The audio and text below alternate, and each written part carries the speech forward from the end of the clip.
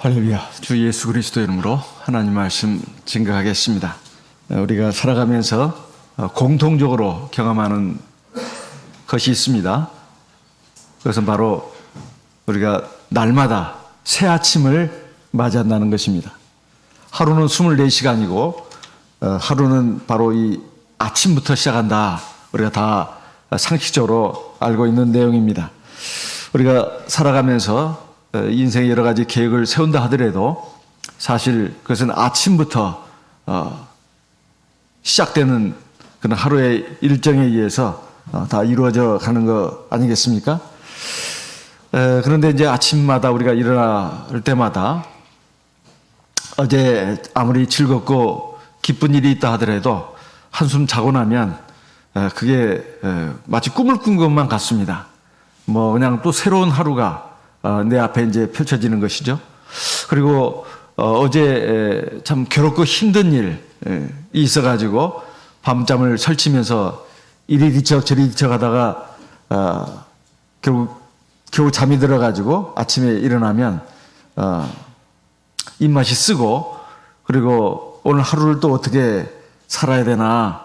하지만 이제 해는 이제 밝아왔고 또 일어나서 씻고 또 밥을 먹고 또 하루 일과를 시작합니다. 어쨌든 이제 새로운 하루다 이 말이에요. 그런데 하나님의 말씀은 우리가 신앙 안에서 하나님 안에서 매일매일은 다 새로운 것이다 이렇게 말씀하고 있습니다. 예레미야 애가 3장 19절부터 23절까지 말씀을 읽겠습니다. 예레미야 애가 3장입니다. 예레미야 애가 3장 19절부터 읽겠습니다. 내 고초와 재난 곧 쑥과 담즙을 기억하소서. 내 심령이 그것을 기억하고 낙심이 되오나. 21절 중심에 회상한 적 오히려 소망이 있사옴은 여호와의 자비와 긍휼이 무궁하심으로 우리가 진멸되지 아니함이니이다. 23절 같이 읽겠습니다.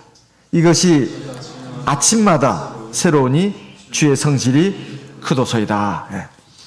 예레미야 선지자에 대해서는 우리가 지금까지 많이 들은 사람입니다. 이 예레미야 선지자는 눈물의 선지자로 알려져 있습니다. 비의 시대에 살았어요. 가장 슬프고 고통스러운 시대에 살았던 사람이 바로 예레미야 선지자입니다. 그가 하나님의 분부를 받고 하나님의 선민들에게 경고의 말씀을 아주 여러 번 오랫동안 전했습니다. 그렇지만 하나님의 선민들이 하나님의 주시는 그 경고의 말씀을 받지 않았어요. 결국에는 어떻게 됐나 하면은 우리 잘 알다시피 바벨론 군대가 쳐들어와 가지고 유대 나라를 침탈했습니다. 그래가지고 결국 수도인 예루살렘 성도 회파하고 그 안에는 하나님의 성전도 불살랐어요. 그리고 많은 사람을 죽였습니다. 그리고 많은 사람들을 포로로 붙잡아서 바벨론을 끌고 갔어요. 그 나머지 사람들은 이제 예루살렘에서 또 가나안 지역에서 아주 빈궁하게 살았어요. 사실 이것은 하나님의 진노입니다. 하나님이 엄청나게 화를 내신 거예요. 사실 하나님이 아무리 하나님 택한 백성이라도 이렇게 하나님 경외하지 않고 하나님 말씀 안 듣고 세상 죄악에 휩쓸려 가지고 살고 우상을 섬기니까 하나님이 더 이상 안 되겠다 해서 공의로 심판하신 것입니다. 그런데 이제 이 예레미야 선지자는 그 전부터 이 상황을 알고 굉장히 괴로워하고 힘들어했어요. 그리고 슬퍼했습니다. 그리고 이 나라가 이렇게 망하고 이 처참한 상황이 벌어졌을 때 정말로 엄청나게 울었어요. 그래서 눈물의 선지자라고 하는 것입니다. 그러다가 이제 늘 마음에 고통이 있는 거예요. 이게 무슨 희망이 있나. 그런데 갑자기 그의 마음속에 한 가지 생각이 떠올랐습니다. 그것은 바로 하나님은 우리를 버리지 않았다. 우리는 절대로 완벽하게 소멸되지 않을 것이다. 우리에게는 소망이 있다. 이것은 하나님이 예레미야에게 또 알려주셨습니다. 70년 후에는 내가 내 백성들을 돌아볼 것이고 다시 그들을 이끌고 이 땅에 돌아오게 할 것이다. 이렇게 하나님이 말씀하셨어요. 그런데 지금 이 처참한 형국을 보게 되면 그 말씀이 아무리 자기 입을 통해서 나간 하나님의 말씀이지만 그렇게 가슴에 닿지 않아요. 우리도 마찬가지 아닙니까? 하나님의 말씀은 안식일마다 듣고 밤 예배 때도 듣고 매일매일 성경을 읽고 들어도 눈앞에 펼쳐진 현실이 너무 힘들고 낙심이 되고 고통스러우면 하나님의 말씀이 저 멀리 있는 무슨 동화 속의 얘기처럼 들린다 이 말이에요. 그런데 예레미야는 그러지 않았습니다. 그 말씀이 갑자기 어느 날 자기 가슴을 꽝 이렇게 울리는 거예요. 그러면서 내가 하나님이 정말로 긍휼과 자비로 우리를 붙드시고 결국 우리에게 구원을 베풀어 주실 것이다. 이것이 가슴을 울렸습니다. 그래가지고 이것을 갖다가 이제 아침에 이걸 이제 깨닫고 내가 아침마다 이 말씀으로 내가 위로를 받고 힘을 얻어야 되겠다. 이렇게 생각한 것입니다. 자, 그래서 오늘 말씀을 보게 되면 23절에 이것이 아침마다 새로우니 주의 성실이 크도소이다. 21절에 보면 중심에 회상한지 오히려 소망이 있사오면 이렇게 시작하면서 22절에 가서 여호와의 자비와 긍휼이 무궁하심으로 우리가 진멸되지 아니함이니라. 이것이 아침마다 새롭게 깨달음을 준다는 것입니다. 이거 우리에게 가르쳐주는 교훈이 뭐가 있습니까? 첫째는 하나님이 우리에게 주시는 매일매일은 모두가 다 새로운 하루라는 거예요. 새로운 하루. 우리가 매일매일 살면서 사실은 그 지난 날은 이제 과거가 되는 것입니다. 근데 사람마다 이게 꼭 같지가 않아요. 어떤 사람은 항상 어제에 사는 사람이 있어요. 어제가 아니라 몇 년 전, 수십 년 전에 그것을 안고 그대로 사는 사람이 있습니다. 어제 안 좋았던 일, 괴로웠던 일, 힘들었던 일, 그것도 몇 년 전에, 몇십 년 전에 정말 너무 슬프고 괴롭고 억울했던 일, 원통했던 일, 이걸 안고 사는 사람들이 적잖이 있습니다. 그것 때문에 아침에 일어나도 그것이 그대로 남아있는 거예요. 그때 내가 이랬으면 좋았을 텐데, 그 아쉬웠던 놓친 기회도 생각하면서 아쉬워합니다. 그때 내가 조금만 판단을 잘했다면 내가 그 좋은 기회를 잃어버리지 않았을 텐데, 그게 내 것이 됐을 텐데. 근데 이미 지나가 버렸어요. 그래가지고 오늘 하루 종일 그것 때문에 생각이 붙들려가지고 오늘 아무것도 제대로 하는 게 없어요. 일을 해도 일이 손에 안 잡히고 그냥 건성건성입니다. 공부를 해도 직장에서 일을 해도 무슨 사업을 해도 가정 살림을 해도 막 그것이 막 그냥 어제의 일이 그냥 내 생각, 내 마음 붙들고 있는 거예요. 사실 어제의 고통을 오늘에까지 연장하는 것입니다. 그러면 사실 오늘을 사는 게 아니에요. 어제를 사는 거죠. 어제의 연장입니다. 하나님은 오늘을 나에게 새로운 하루, 새로운 기회, 새로운 생명으로 주셨습니다. 예레미야 선지자는 지금 이 현실이 굉장히 고통스럽고 힘들고 아주 절망적인 상황이에요. 그 슬픔 가운데서 그가 깨달음으로 우리에게 알려주는 것인데 그것은 바로 하나님이 깨우쳐 주시는 것입니다. 매일 아침 그 모두가 다 새로운 아침입니다. 새로운 하루의 시작이다 이 말이에요. 사실 예레미야가 무슨 인간적으로 낙관주의자라서 그렇게 생각한 게 아닙니다. 세상에는 낙관주의자, 비관주의자가 있다고 하지 않습니까? 그런 의미의 낙관주의가 아니다 이 말이에요. 하나님의 살아계신 하나님의 섭리, 하나님의 말씀에 담긴 약속을 믿고 이렇게 깨달음을 얻은 거예요. 그래서 하나님이 우리 하나님의 백성들에게 사실 두 가지 그 은혜를 베풀어 주십니다. 하나는 예레미야 3장 23절입니다. 23절, 이것이 아침마다 새로우니 주의 성실이 크도소이다. 이거 영어 성경 또는 뭐 중국어 성경 뭐 더 다른 번역 성경을 보면 주의 신실하심이 이렇게 돼 있어요. 주의 신실하심이. 주님은 믿을만하다 이 말이죠. 네. 주의 신실하심이 크다 이렇게 돼 있어요.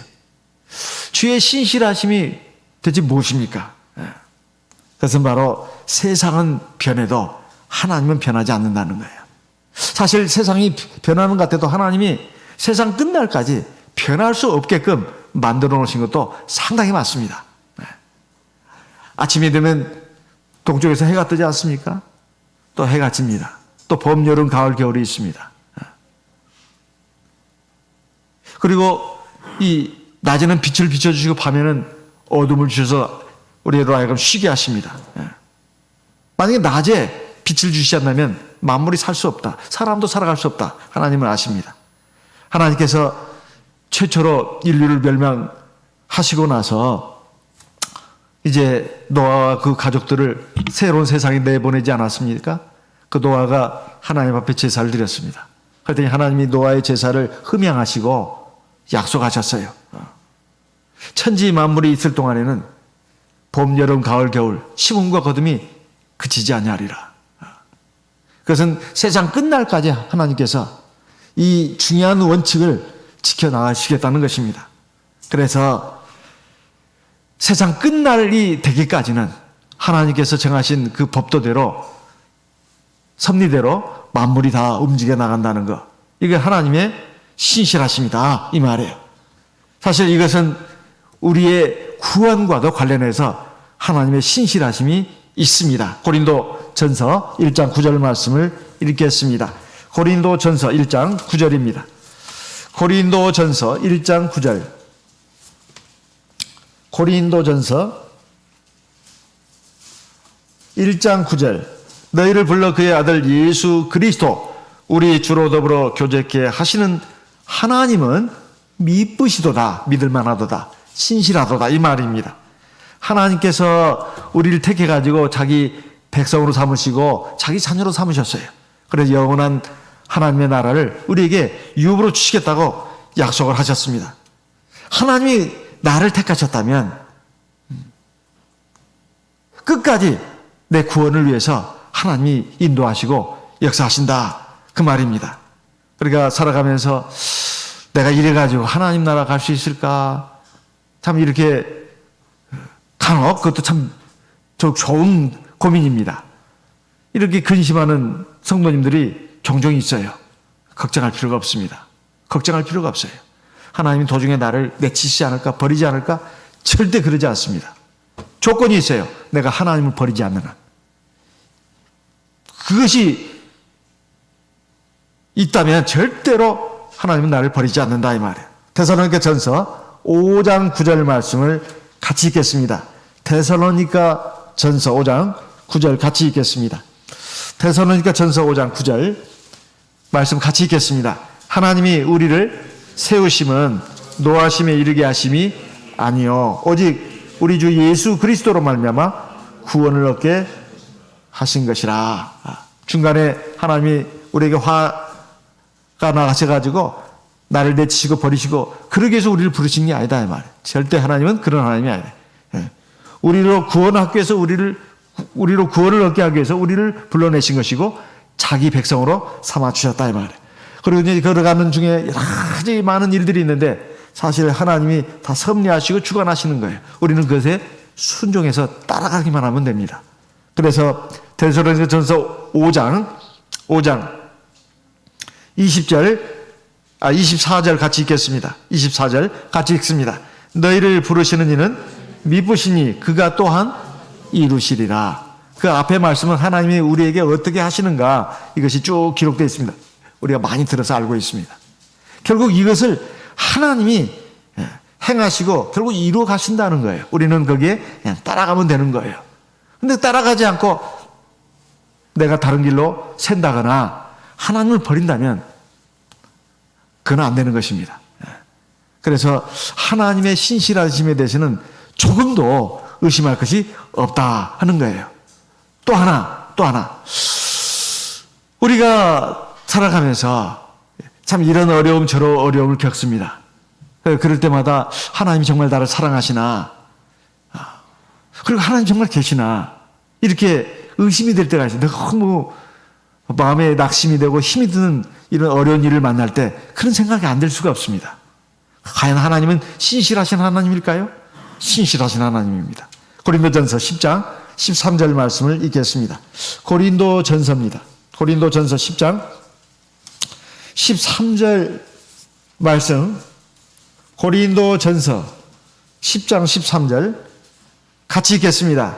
저희에게 사람이 감당할 시험 밖에는 너희에게 당한 것이 없나니 오직 하나님은 미쁘사 너희로 감당치 못할 시험당함을 허락지 아니하시고 시험당할 즈음에 또한 피할 길을 내사 너희로 능히 감당해 하시느니라. 우리 많이 들은 말씀입니다. 여기에 말씀 가운데 중요한 말씀을 우리가 종종 놓친 경우가 적지 않았습니다.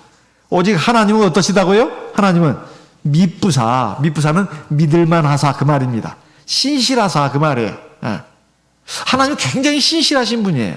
그것이 우리가 살아가면서 고통당하고 어려움당하고 실패당하고 이거 무슨 관련이 있습니까? 다 우리의 유익을 위해서 시련도 주시고 고통도 주시고 아픔도 주신다는 거예요. 그것이 하나님의 신실하신과 관련이 있는데, 하나님은 내가 이 시험을 받아가지고 넘어지고 쓰러지고 결국 패배자가 되고 그러려고 그 시험 주시는 거 아니다 이 말이에요. 나를 튼튼하게 세우고 나를 온전하게 세우고 결국은 하나님의 주시는 온전한 상급을 받도록 하기 위해서 그렇게 하신다는 것입니다. 내가 합격도 할 수 없는 아주 어려운 문제를 하나님 내시지 않는다 이 말. 그럼 하나님은 정말 너무하신 분이에요. 초등학생한테 대학교 학생들이나 풀 수 있는 그런 문제를 낸다면 이게 말이 되겠습니까? 말도 안 되는 일이에요. 하나님 절대 그렇게 하지 않는다 이 말이에요. 내가 시험에 불합격해가지고 많은 꼴을 하나님은 그 보시고 기뻐하시기 위해서 그런 문제를 내신다 그러지 않는다 이 말이에요. 내가 아무리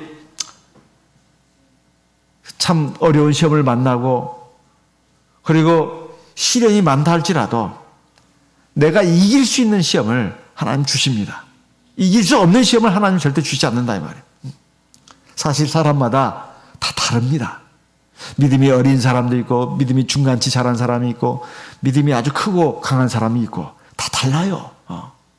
사람이 다 똑같지 않습니다.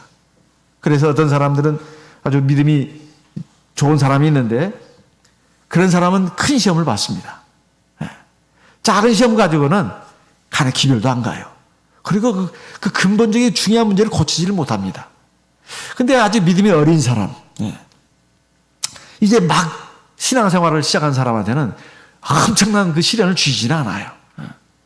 시험 작은 걸 주십니다. 우리 주님을 믿고 하나님의 백성으로서 살아온 그 세월이 몇십 년 된 분들은 어려운 시험을 당할 수가 있어요. 하나님은 아주 신실하시기 때문에 그렇다 할지라도 누구라도 자신이 감당할 수 없는 시험을 하나님께 받는 사람은 없습니다. 사실 큰 시험을 이겨낼 수 있다면 그만큼 상도 큽니다. 예레미야 선지자는 하나님은 정말 신실하신 분이다. 우리 하나님의 백성들에게 이렇게 처참한 상황을 맞이하게 한 것은 하나님의 신실하심 때문이다. 결국 이렇게 큰 시련을 주셔가지고 결국 자기 죄를 깨닫고 돌이켜서 하나님의 완전한 은혜, 하나님의 완전한 진리, 하나님의 완전한 은총 가운데 다시 들어올 수 있도록 하기 위해서 하나님 그렇게 하셨다는 거예요. 그래서 우리가 매일 아침마다 생각할 게 있어요. 아침에 일어나니까 참 어제 일, 몇 달 전의 일, 몇 년 전의 일 생각하면서 그것이 누구한테 내가 상처받고 그런 것도 마찬가지고 그리고 내가 그때 이렇게 했으면 좋았을 텐데 그때 왜 내가 그렇게 했을까? 자책이죠. 후회죠. 한탄이고 회한입니다. 이것도 사로잡히면 안 됩니다. 그것을 반전의 기회로 삼는 건 괜찮습니다. 내가 그때 잘못했으니까 오늘부터라도 내가 그렇게 하지 말고 이렇게 해야 되겠다. 내가 과거에 잘못한 것이 지금까지 내게 영향을 미치고 있다 하더라도 그렇지만은 내가 각성해가지고 심기일전해서 방향을 바꾼다면 하나님은 함께 하십니다. 그래서 하나님은 오늘 나에게 새로운 하루를 주셨다. 내가 어제는 잘못했지만 오늘은 내가 잘못하지 않으리라. 내가 하나님 보시기에 올바른 길을 가리라. 이렇게 한다면 하나님 기뻐하십니다. 사실 잠에서 깨어나면 우리가 이 하나님의 신실하심을 우리가 생각해야 된다는 거예요. 과거에 얽매여서는 안 됩니다. 두 번째, 하나님은 무한한 자비를 베푸시는 분이다. 이것을 아침마다 이것을 나를 그 말씀으로 나를 깨우쳐 줘야 합니다. 예레미야 애가 3장 22절입니다. 예레미야 애가 3장 22절. 여호와의 자비와 긍휼이 무궁하심으로 하나님의 사랑은 무한하다는 거예요. 근데 사람의 사랑은 굉장히 유한합니다. 쉽게 끊어져요. 아무리 그동안 사이가 좋았고 서로 사랑하고 이래도 원수가 되고 갈라서는 것은 한순간입니다. 사람이 그만큼 약한 존재라는 거예요. 아무리 나한테 잘해줬어요. 근데 어느 순간 나한테 내 신기를 거스리는 말을 했다거나 뭔 행동을 하나 하면 다 끊어지는 경우도 많습니다. 굉장히 많아요. 그만큼 사람의 사랑은 굉장히 연약하다는 거예요. 이 사람이 언젠가는 나를 사랑했는데 이제는 나를 사랑하지 않아요. 나도 마찬가지입니다. 내가 누군가를 언젠가는 참 굉장히 좋아하고 사랑했는데 내가 그를 사랑하지 않습니다. 내가 그를 사랑하지 않으면 그 사람은 나를 사랑하지 않아요. 심지어는 말입니다. 나보다 더 귀엽고 더 예쁜 사람이 나타나면 나에 대한 그의 사랑이 변한단 말이에요. 좀 이상한 남자들이죠. 그렇게 사람의 사랑은 믿을 만한 것이 못 됩니다. 내가 누군가를 사랑할 수는 있지만은 누구의 사랑을 믿으면 안 된다 이 말이에요.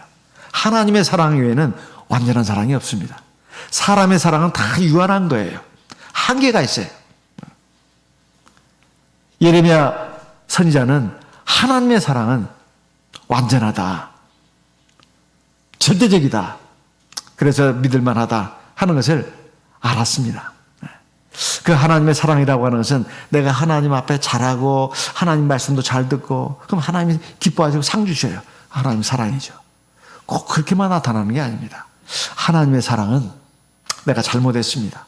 하나님 앞에서 잘못 살았어요. 잘못 행했습니다. 하나님이 화를 내시는 거예요. 그래가지고 나를 때리시고 나를 힘들게 하시고 그럽니다. 그것도 사랑입니다.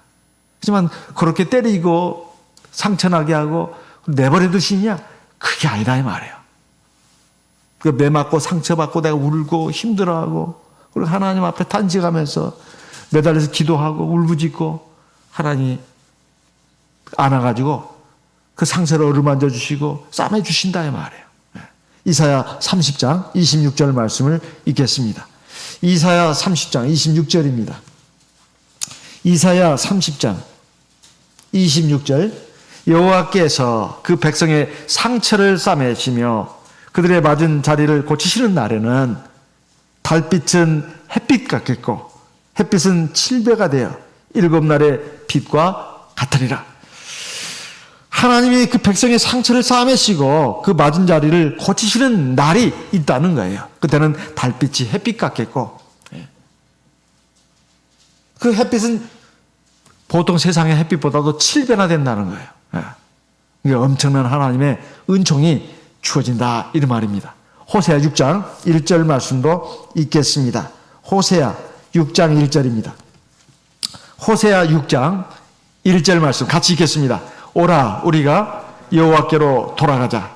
여호와께서 우리를 찢으셨으나 도로 낫게 하실 것이요 우리를 치셨으나 싸매어 주실 것임이라. 여호와께서 이틀 후에 우리를 살리시며 제 3일에 우리를 일으키시리니 우리가 그 앞에서 살리라.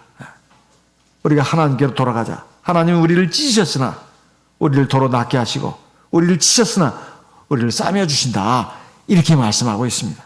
이게 하나님의 사랑이에요. 오늘날 많은 젊은 사람들이 결혼해가지고 부모가 되면 아이를 낳는데 아이를 안 낳는 그 부도 있다고 들었습니다. 낳아도 하나만 낳는다 이 말이에요.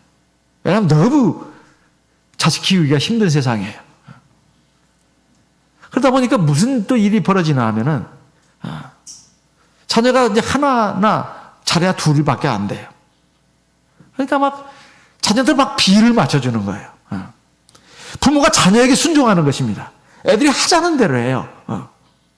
애들이 원하는 것은 무엇이든지 사줍니다. 그리고 함부로 야단도 못 쳐요. 애가 마음이 다칠까봐, 화낼까봐. 그걸 무서워하는 거예요. 그래서 매를 더더욱 때리지 못합니다. 사실 하나님의 말씀, 성경의 관점에서 본다면 이건 사랑이 아니에요. 선뜻 야단도 못 치고 때리지도 못하는 거, 이건 진정한 사랑이 아닙니다. 사실 아이에게 매로 훈육하는 것이 사랑이라고 잠언에도 나와 있지 않습니까? 근데 무조건 처음부터 매를 대는 부모가 있습니까? 그런 부모는 없어요. 말로 타이르고 좋은 말로 계속 타이르잖아요. 훈계하잖아요. 그래도 안 들으면 이제 엄한 말로 이제 야단도 치고 훈계하죠. 그러게다가 안 들으면 이제 겨우 드디어 매를 대는 거 아니겠어요? 매는 최우수단입니다. 그렇다 해서 부모가 그 매를 가지고 애를 죽이려고 매를 대는 부모는 없습니다. 그런 부모는 이상한 부모죠. 그래서 사실 자녀가 아직 어릴 때는 부모 말을 잘 알아듣지를 못하기 때문에, 말해도 듣지 않기 때문에 자녀를 때리는 것입니다.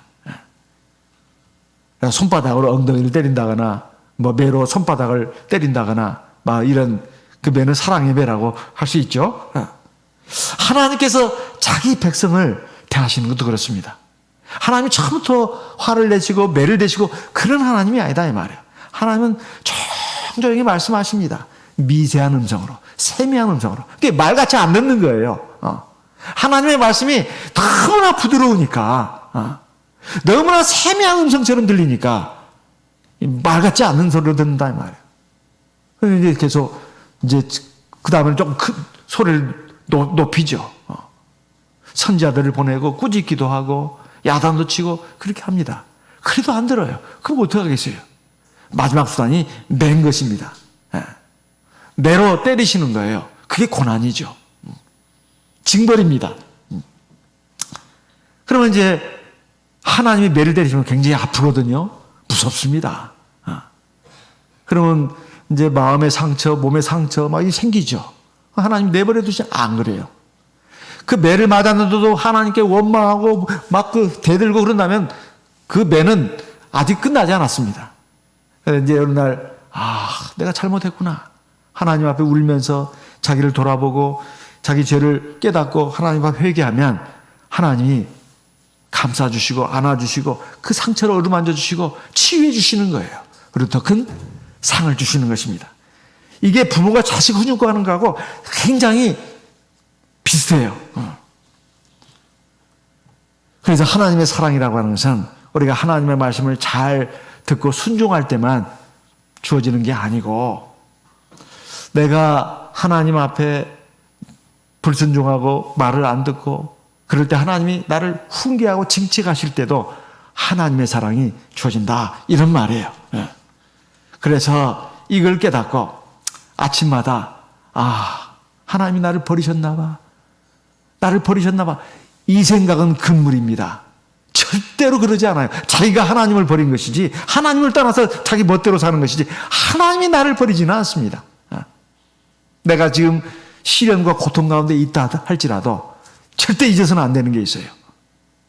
아침마다, 매일 아침마다 새롭게 깨달아야 할 게 있습니다. 하나님의 사랑은 무한하다. 하나님은 나를 긍휼히 여기시고 불쌍히 여기신다. 그걸 절대로 잊어버리면 안 됩니다. 입으로 되뇌야 돼요. 내가 지금 이 고통과 어려움 가운데 있는데 하나님 나를 버리셨다. 그건 진짜로 그 하나님 말씀과 정반대로 생각하는 것입니다. 예. 그러면 우리가 매일 아침마다 그거 말고도 꼭 해야 될 게 뭐가 있겠습니까? 첫째.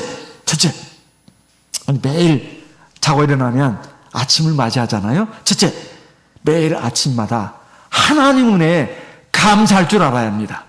하나님 은혜에 감사할 줄 알아야 돼요. 예레미야 애가 3장 24절, 예레미야 애가 3장 24절.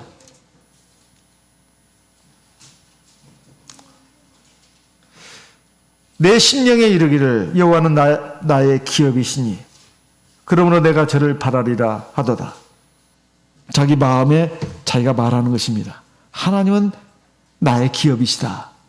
이것은 분기시라는 뜻입니다. 다른 성경에는 분기시라고도 돼 있어요. 그러니까 내 몫이다 이 말이죠. 내 가진 재산이라는 거예요. 어떤 성경에는 기업이라고도 돼 있습니다. 산업, 기업 다 같은 말이에요. 하나님은 나의 분기, 나의 기업, 나의 전부, 에브리띵이라는 거예요. 부모가 자식들에게 이것저것 나눠줍니다. 특히 엄마는 집에서 요리를 해가지고 다 이렇게 음식을 또 이렇게 나눠주잖아요. 맛있는 요리하면은. 아버지한테도, 그리고 큰아이한테, 작은아이한테 이게 다 나눠줍니다. 근데 그 엄마가 이게 나눠주는 걸 한번 가만히 보세요. 딱 적당히 나눠줍니다. 딱 적당히 나눠줘요. 꼭 필요한 수량이에요. 부모가 자녀에게 용돈을 주거나 뭘 이렇게 지원해 주는 것도 그렇습니다. 절대 부족한 게 아니에요. 있는데도 안 주는 그 부모는 없습니다. 그리고 나에게 꼭 필요한 거예요. 근데 우리가 알아야 할 게 있어요. 내가 원하는 거. 그리고 내가 정말 필요한 거 꼭 같지가 않습니다. 나는 이거 원해. 이거 갖고 싶어.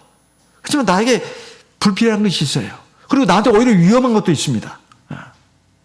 나에게 꼭 필요한 것인데 내가 별로 원치를 않아요. 갖고 싶지 않아요. 그런 경우가 얼마나 많습니까? 부모가 자녀에게 주는 것도 그렇습니다. 절대적으로 필요한 거예요. 그리고 충분한 것입니다. 하나님도 그렇습니다. 하나님도 우리 각 사람에게 이것저것 다 나눠주십니다. 다 똑같이 나눠주시는 건 아니에요. 그렇다 해서 오해해서는 안 됩니다. 하나님이 왜 나한테는 이것밖에 안 주느냐? 왜 하나님 나에게 이걸 주시느냐? 그거 아닙니다.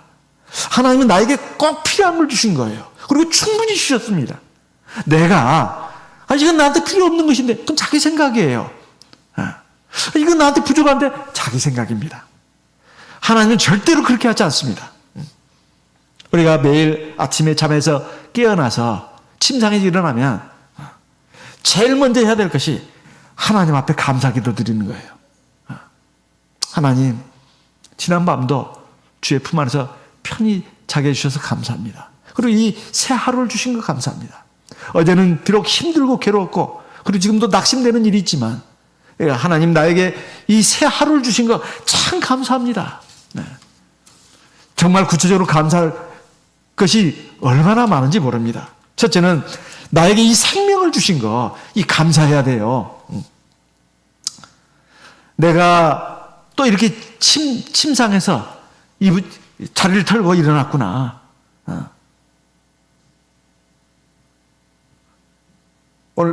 사실 어젯밤에 잠자리에 들었다가 아침에 못 일어나는 사람도 많습니다.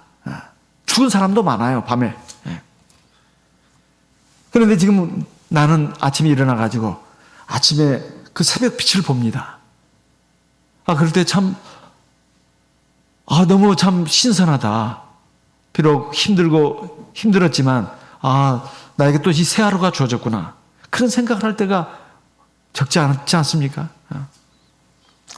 내가 눈을 떠서 이 빛을 보게 됐다는 게 얼마나 감사합니까? 그리고 내가 또 이 다리를 걸어서 외출할 수 있게 됐어요.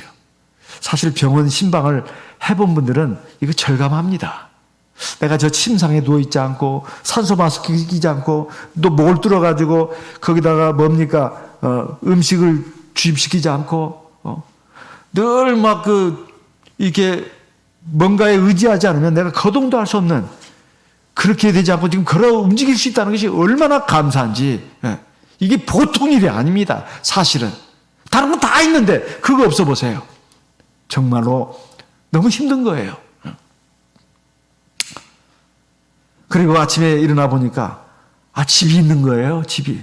그것이 세든 전세든 아니면 내 자가 소유든 어쨌든 내가 길거리에서 잠을 자지 않고 공원에서 벤치에서 잠자지 않고 이 집에서 잠을 잤다는 게 얼마나 감사하냐 이 말이에요.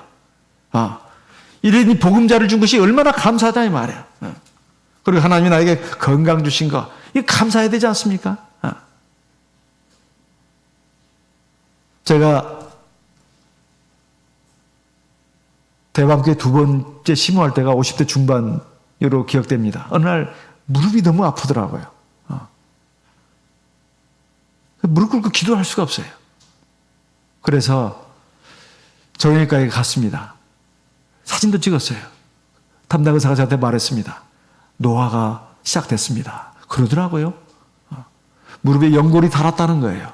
이건 치료 방법이 없다는 거예요. 그냥 견디셔야 합니다. 그래서 하나님께 기도했습니다. 멀쩡합니다. 그 뒤에.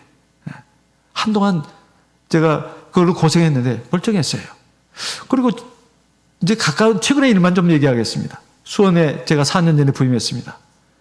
부임한 지 몇 달 안 돼가지고 저한테 50견이 왔어요. 저는 갑자기 어느 아침에 일어났는데 이쪽 발이 안 올라가더라고요. 그리고 굉장히 아프더라고요. 내가 잠을 잘못 잤나? 병원에 갔더니 50견이 왔다 하더라고요. 어떻게 합니까?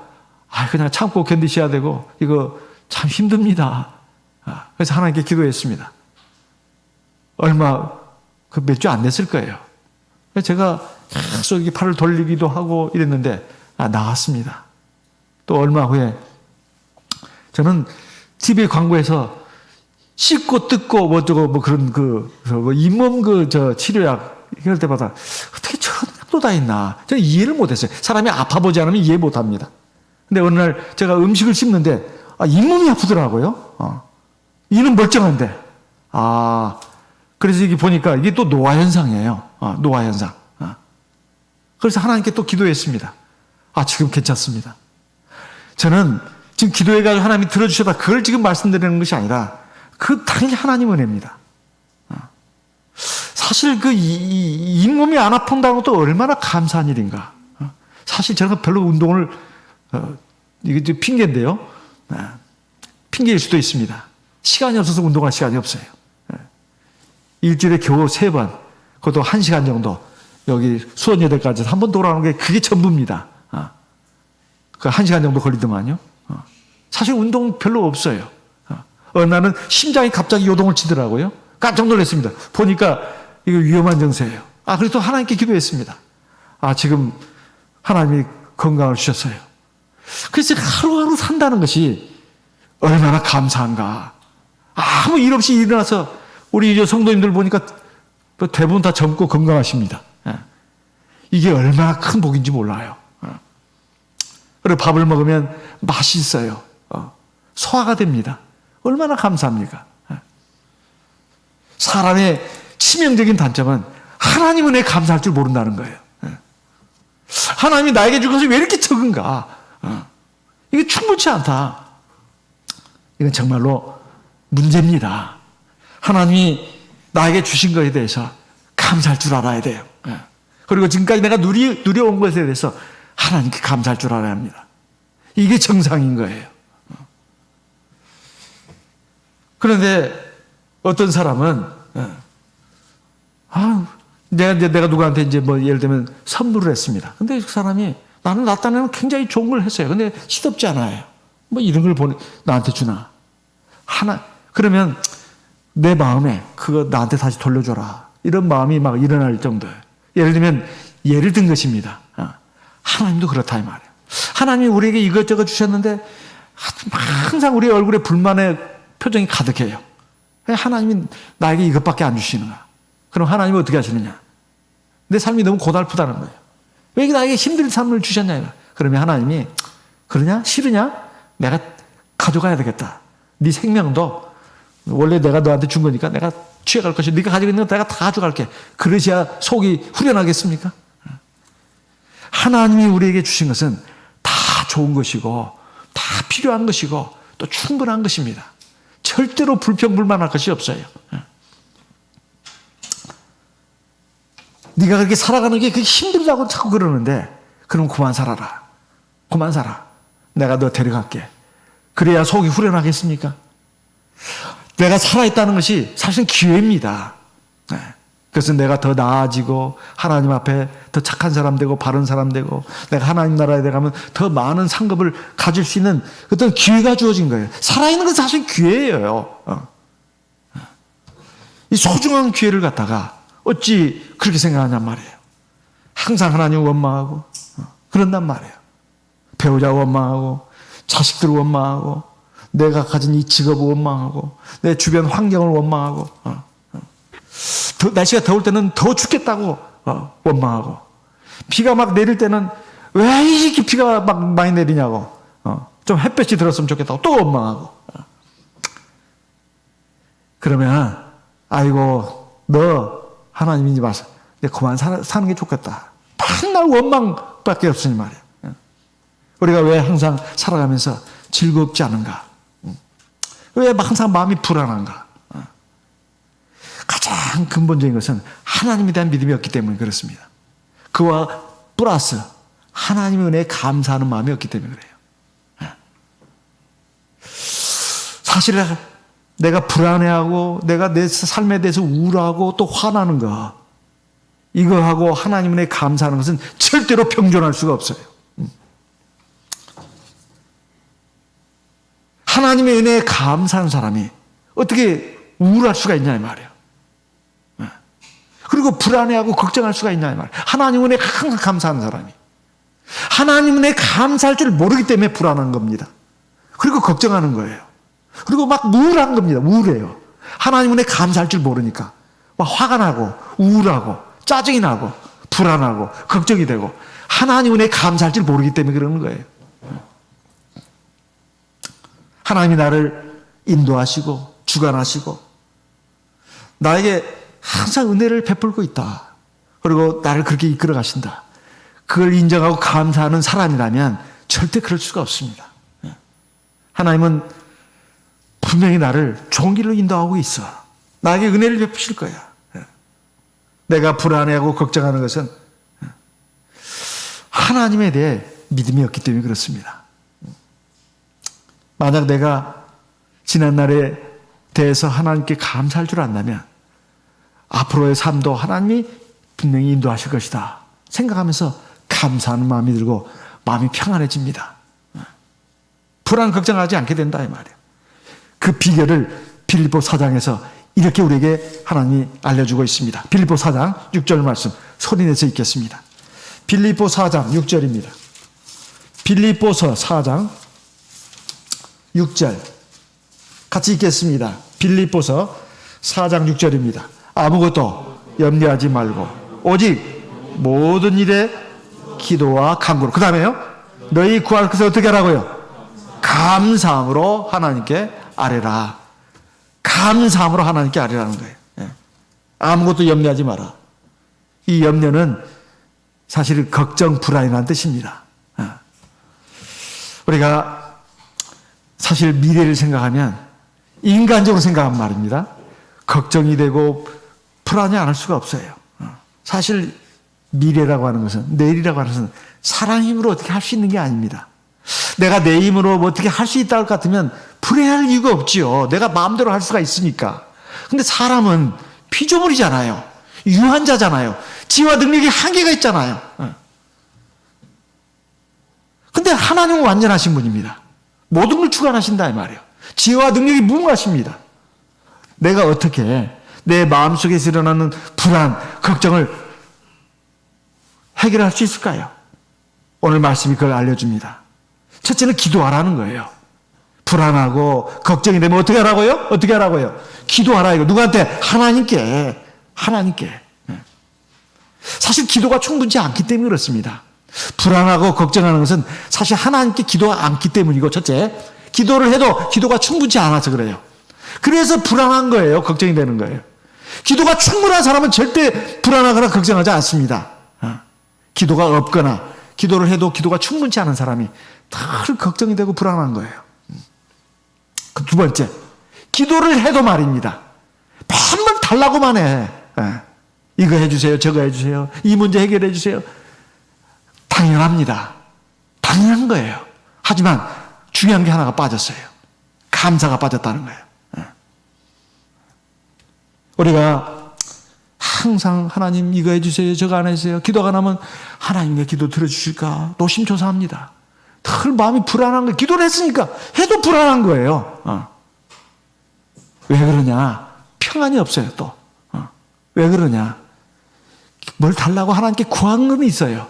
근데 하나님께 감사하는 게 없어. 기도 가운데 하나님 이거 해주셔서 감사하고 이거 해주셔서 지금 이 상태로도 감사합니다. 그 마음을 담아서 하나님께 감사하는 마음으로 내가 하나님 그런데 이것도 저것도 좀 해주시면 어떠실까요? 그럼 불안해할 이유가 없죠. 하나님 완벽하신 분인데. 기도 안에 반드시 들어가야 할 것이 하나님 은혜에 감사하는 것이 들어있지 않나 그 말입니다. 근데 우리의 기도의 취약점 중에 하나가 아마 거의 대부분 해당될 것 같아요. 제 느낌에. 기도 가운데 뭘 구하기만 했었지 사실 하나님 앞에 뭘 감사하는 것은 있어도 찔끔 그냥 형식상 있고 정말 그것이 바탕이 돼가지고 뭘 구하고 그런 것이 아닌 경우가 많을 것이다. 제 느낌입니다. 만약에 이게 느낌이 틀렸다면 정말 좋은 일이에요. 그래서 하나님의 말씀은 우리에게 하나님의 끊임없이 감사라고 우리에게 권하고 있습니다. 내가 하나님의 감사한다고 하는 것은 하나님을 절대적으로 확신한다는 뜻이에요. 하나님을 절대적으로 확신하지 않고서야 감사 기도가 나올 수가 없습니다. 하나님을 믿는 것 같이 하면서 사실은 자기를 믿는 거예요. 그리고 세상 그 흐름을 믿는 것입니다. 이런 사람은 하나님께 감사할 줄 몰라요. 다 운이 좋아서 그랬지. 항상 하나님의 백성은 절대 운 얘기하면 안 됩니다. 운이 어디가 있어요. 다 하나님 주관하시는데. 그런데 믿음 없는 세상 사람이 하는 말이에요. 하나님은 나를 돌보십니다. 매일 아침 잠에서 깨어나면 제일 먼저 해야 할 것이 바로 하나님 은혜에 감사하는 것입니다. 그래서 가정 예배 드릴 때도 또 마찬가지입니다. 내가 하나님 앞에 감사할 것이 뭔가. 하나님 은혜에 감사하면 불안, 걱정, 근심이 사라집니다. 그런데 이것이 우리 가정에서부터 부모가 먼저 해야 돼요. 그러면 자녀들도 그걸 보고 배웁니다. 부모가 하나님을 대한 믿음이 있다고 하면서도 항상 세상 걱정이에요. 그럼 자녀들도 그게 그대로 이렇게 흡수가 됩니다. 정서적으로 불안정하게 되는 거예요. 항상 의연하고 담대하고 이래야 되는데, 그리고 옳은 길로 간다, 신앙의 길로 간다. 그럼 하나님이 함께 하신다. 이것이 들어가야 되는데 부모 자체가 이게 확실히 안 서 있다 보니 이게 자녀들한테 이게 자꾸 영향을 미치는 거예요. 자녀들을 굉장히 허약하게 자랍니다. 정서적으로 불안정해져요. 결국은 성질이 나쁜 아이로 될 수도 있습니다. 그래서 매일 내가 하나님을 감사한다면 이것이 자녀들에게도 전달되는 거예요. 그리고 가정 예배 드릴 때도 마찬가지입니다. 우리 가족이 이렇게 함께 편안히 살다는 것이 얼마나 감사하냐. 우리가 봐라, 이 음식을, 이 맛있는 음식을 먹을 수 있다는 게 얼마나 감사하냐. 우리가 다 건강하고 아무 일 없이 이렇게 살 수 있다는 게 얼마나 감사하냐. 그렇지, 암개야. 네, 그래요, 아빠, 엄마, 맞아요. 이게 정상 아닙니까? 우리가 매일 아침 이렇게 시작해야 합니다. 그리고 하나님이 바로 우리의 분기시다 이 말이야. 우리의 모든 것이에요. 그러면 세상 많은 사람들은 걱정하고 불안해도 우리는 그렇게 할 필요가 없어요. 사실은 다른 사람들은 많이 긴장합니다. 우리는 긴장할 필요가 없어요. 하나님이 우리의 모든 것인데요. 우리가 세상에 나갈 때 아무것도 안 가지고 나왔잖아요. 근데 우리에게 다 주셨잖아요. 우리 세상 끝날 때 하나님 우리의 영혼을 또 취하여 가십니다. 무슨 걱정이냐 이 말이에요. 그래서 사실 하나님 앞에 내가 구할 것이 너무 많다. 그것이 바로 세상적인 거, 물질적인 거, 현세적인 거, 이것을 구한다기보다도 하나님은 나에게 충분히 주셨고 앞으로도 주실 것이다. 내가 모자란다 싶은 것은 하나님이 다 알아서 주실 것이다. 그래서 우리는 항상 하나님 앞에 감사하는 마음으로 이것저것을 구해야 합니다. 이게 기본 베이스가 돼야 된단 말이에요. 그리고 우리가 매일 아침에 우리가 해야 될 것이 뭡니까? 바로 하나님을 앙망하는 것을 배워야 합니다. 바로 예레미야 애가 3장, 예레미야 애가 3장 24절, 내 심령에 이르기를 여호와는 나의 기업이시니 그러면 내가 저를 바라리라. 소망을 하나님께 두라 그 말이에요. 우리가 살아가면서 내 소망을 어디다 두고 있느냐. 세상 많은 사람들은 소망으로 삼는 것이 재물, 세상의 명예, 지위, 그리고 쾌락입니다. 이 3대, 3가지. 우리가 거기다 소망을 두면 나중에 허망한 꼴 당합니다. 재물은 언젠간 다 없어지게 돼 있고 결국 쾌락도 다 사라지게 돼 있습니다. 그리고 지위나 명예도 다 바람처럼 날아갑니다. 그건 다 내가 허망한 것을 추구했구나. 그걸 깨닫게 돼요. 정말로 우리가 구해야 될 것은 바로 하나님입니다. 하나님께 소망을 둬야 돼요. 그리고 세 번째는 바로 하나님을 기다려야 됩니다. 하나님을 기다려야 돼요. 예레미야 애가 3장 25절입니다. 예레미야 애가 3장 25절. 무릇 기다리는 자에게나 구하는 영혼에게 여호와께서 선을 베푸시느라. 기다린다는 거예요. 매일 아침 일어나면 하나님이 나에게 어떻게 역사하실까 인도하실까 아침에 기도를 쭉 했습니다. 그럼 기도하고 나서도 마음이 답답하고 불안해하고 그러지 말아야 말이에요. 왜 우리가 하나님을 기다려야 됩니까? 전도서 3장 1절에 우리가 많이 읽었습니다. 모든 일에 범사에 때가 있다는 거예요. 때가 있다는 거예요. 그 때는 어떤 때라고요? 가장 좋은 때입니다. 하나님의 완전한 섭리를 따라서 정하신 가장 좋은 때예요. 모든 일에는 그 적합한 다 때가 있다는 거예요. 그렇게 정하신 이유가 뭡니까? 전도서 3장 11절 말씀을 읽겠습니다. 전도서 3장 11절입니다. 전도서 3장 11절. 전도서 3장 11절. 하나님이 모든 것을 지으시되 때를 따라 아름답게 하셨고 또 사람에게 영혼을 사모하는 마음을 주셨느니라. 때를 따라 아름답게 하셨다는 거예요. 그러니까 하나님이 다 정하신 때가 있구나. 그것은 내가 생각하는 때와 다를 수가 있습니다. 그러면 하나님을 기다려야 돼요. 여기는 믿음이 있어야 합니다. 사실 하나님의 시간은 내가 그렇게 됐으면 좋겠다. 이때가 좋겠다. 생각하는 것과는 비교할 수 없을 만큼 완벽합니다. 출애굽기 2장에 보게 되면 이스라엘 백성들이 하나님 앞에 울부짖고 탄식하잖아요. 우리를 이 고통에서 건져내달라고. 400여 년간 애굽에서 노예로서 고통스러운 삶을 살았어요. 사실 하나님은 이스라엘 백성을 수백 년간 고통을 당하게 했습니다. 왜 그렇게 했을까요? 아직 하나님의 때가 안 이뤘기 때문에 그런 거예요. 근데 이제 400년 그 산신이 차니까 때가 된 거예요. 왜 그랬을까요? 그 전에 하나님이 이스라엘 백성을 구출해내면 안 됩니까? 첫째, 그때가 아닙니다. 왜? 이스라엘 백성들이 하나님의 선민으로서 가나안 땅을 사모해야 되는데 애굽 생활이 너무 좋거든요.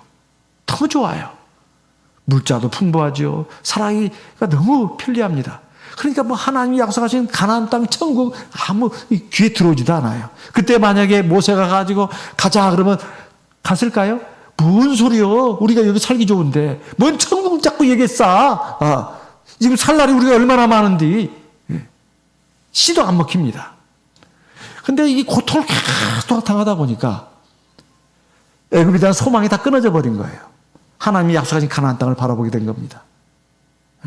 두 번째, 그렇게 되다 보니까 70명이었던 사람이 수백만 명이 됐어요. 한 나라를 이룰 만한 숫자가 된 겁니다. 시간이 오래 걸린다 해서, 늦어진다 해서 꼭 손해 아닙니다. 절대 조급해서는 안 돼요. 우리가 하나님 앞에 이것저것 구합니다. 다 조급한 마음으로 구해요. 거의 다. 빨리 들어주세요, 하나님. 그런데 빨리 들어주는 것만이 능사가 아닙니다. 시간이 늦어지는 것도 하나님의 놀라운 지혜가 들어있어요. 그래서 하나님의 완전한 때가 있다 생각이 합니다. 또 우리가 또 모세 측면에서 본다면 모세가 40세 때 얼마나 빛과 번쩍했습니까? 학술로 대단한 지식을 갖춘 사람입니다. 지혜와 능력이 뛰어났어요. 말도 잘했습니다. 그때 쓰면 얼마나 좋았어요. 근데 그때 써서는 안 됐습니다. 오히려 일을 망쳤어요. 80 노인이 돼가지고 이제는 아무것도 할 수 없는 그런 노인이 됐을 때 하나님은 자기 도구로 썼습니다. 하나님의 시간과 사람의 시간은 꼭 같지가 않습니다. 그래서 우리가 기다려야 된다 이 말이에요. 절대 조급하게 기다리면 안 되고 억지로 기다리는 것처럼 하면 안 됩니다. 기쁜 마음으로 기다려야 돼요. 평안한 마음으로 기다려야 돼요. 하나님, 저는 하나님 믿습니다. 저는 빨리 이루어지기를 바라지만 하나님, 저는 하나님 믿습니다. 그래서 저는 하나님 기다립니다. 저는 하나님의 시간이 제가 생각하는 시간보다도 더 완전하다는 것을 저는 믿습니다. 하나님은 정말 저보다 더 위대하신 분이고 더 지혜와 능력이 완전하신 분이기 때문에 저는 하나님의 시간을 믿고 기다리겠습니다. 내가 할 일을 하는 거예요. 이게 바른 방법입니다. 예수님도 말하지 않았어요? 내 때가 아직 이르지 않았다고요. 그리고 기다려야만 힘을 얻습니다. 힘을 얻어요. 이사야 40장 31절의 말씀을 보겠습니다. 이사야 40장 31절. 이사야 40장 31절입니다. 오직 여호와를 앙망하는 자는 새 힘을 얻으리니 하나님을 바라는 자 새 힘을 얻는다는 거예요. 독수리에 날개치며 올라가면 같을 것이요. 새 힘을 얻는데 독수리가 날개를 치면서 올라가는 것 같은 거예요. 우리가 독수리에 대해서는 전문가의 연구 결과를 좀 에다가 귀를 기울일 필요가 있습니다. 독수리가 그냥 바람도 안 부는데 높은 하늘로 올라가는 게 아니랍니다. 바람이 불 때가 있다는 거예요. 기류가 있을 때 그때 날개를 쫙 편다는 것입니다. 그러면 이 상승 기류가 그 거대한 독수리를 하늘 위로 이렇게 끌어올린다는 거예요. 독수리는 기다릴 줄 아는 거예요. 아무 때나 막 나는 게 아니라는 거예요. 이 바람이라는 것이 사실은 시련이고 고난입니다. 역경이다 이 말이에요. 절대 순풍으로는 그렇게 높이 날을 수가 없다는 거예요. 역풍이 불어올 때 날개를 쫙 펼치면 하늘로 높이 치솟아 올라간다는 것입니다. 그래서 내가 살아가면서 어떤 어렵고 힘든 일을 만날 때 하나님이 나를 위로 올리시기 위해서 이렇게 하시는구나. 그렇게 생각하면 틀림이 없습니다. 하나님이 나를 어떻게 저 하늘 높이 올라가게 하실 것인가, 또 힘있게 달려가게 하실 것인가, 바로 역풍 바람을 불게 하는 것입니다. 그래서 우리가 하나님을 바라야 합니다. 앙망해야 된다 이 말, 기다려야 된다 이 말이에요. 그래야 힘을 얻습니다. 자기 혼자서 이것저것 막 설치고 한다고 해서 힘 얻는 게 아닙니다. 마지막으로 네 번째, 하나님을 구해야 됩니다. 예레미야가 3장 25절, 하나님을 구해야 된다. 예레미야가 3장 25절, 무릇 기다리는 자에게나 구하는 영혼에게 여호와께서 선을 베푸신다. 하나님께 구해야 된다. 우리가 제일 우리 먼저 인생에서 추구해야 될 대상이 누구냐? 하나님입니다. 오늘 여러분들에게 보낸 그 도표 사진도 보시면 알겠지만은 맨 위에 하나님을 모셔야 돼요. 우리 삶에서 가장 우선순위가 돼야 됩니다. 왜 그렇습니까? 모든 사람의 생사화복이, 나의 생사화복이 하나님의 손 안에 있기 때문에 그래요. 하나님은 내 생명의 원천이기 때문에 그렇습니다. 또 하나님이 모든 결정의 주권자이기 때문에 그렇습니다. 그렇기 때문에 하나님을 최우선순위에 둬야 돼요. 이건 마땅한 것입니다. 이게 지혜로운 거예요. 하나님 믿는다면서 하나님을 자기 밑에다 둔다거나, 뭐 세상 일보다 밑에 든다. 세상 공부보다 밑에 든다 이 말이에요. 안 되는 것입니다. 사실은 제일 위에 계시할 분이 하나님이에요. 그 다음에 가정입니다. 가정이에요. 가정이 얼마나 소중합니까? 세 번째가 교회입니다. 교회. 네 번째가 일이에요. 일. 학생 같으면 공부입니다. 다섯 번째가 다른 사람들이에요. 다른 일들, 다른 사람들. 이렇게 삶의 우선순위를 바로 세워야 성공한 인생, 행복한 인생을 살 수가 있어요. 그렇지 않으면 실패한 인생이 되기가 쉽습니다. 이 코로나 바이러스가 우리에게 준 이익이 있습니다. 아, 정말로 하나님이 가장 소중하다. 우리가 집에 머무는 시간이 많아지고 일상의 생활에 많은 제약이 왔습니다. 많은 시간을 주셨어요. 그동안 나는 하나님과 더 가까워졌는가? 집에 있으면서 머무는 시간이 많아지면서 하나님 앞에 더 기도도 많이 하고 성경도 많이 봤는가? 그리고 인터넷을 통해서라도 하나님 말씀을 많이 들었는가? 그렇다면 내가 하나님을 우선순위에 둔 거예요. 근데 이 코로나 사태가 이렇게 지금 한 2년 동안 왔습니다. 근데 하나님을 매우 위에 순위에 두지 않고 여전히 두 번째, 세 번째, 네 번째 둔 사람은 이제 일상 회복으로 들어가지 않습니까? 마찬가지예요. 아니, 그보다 더 추락할 수도 있습니다. 이러면 안 되는 것입니다. 우리는 매일 아침 하나님이 새 날로 주셨습니다. 새 것입니다. 이 새 아침, 매일마다 맞이하는 이 아침마다 우리가 뭘 생각해야 할까요? 항상 하나님께 감사하고 하나님을 기다리고 하나님께 구하고 이러한 우리가 돼야 되지 않겠습니까? 그런 복된 인생, 정말로 성공적인 인생이 될 것이라고 확신합니다. 다 같이 묵도하시겠습니다. 할렐루야. 아멘. 마지막 찬송은 생략하고 기도로 하시면 좋겠습니다.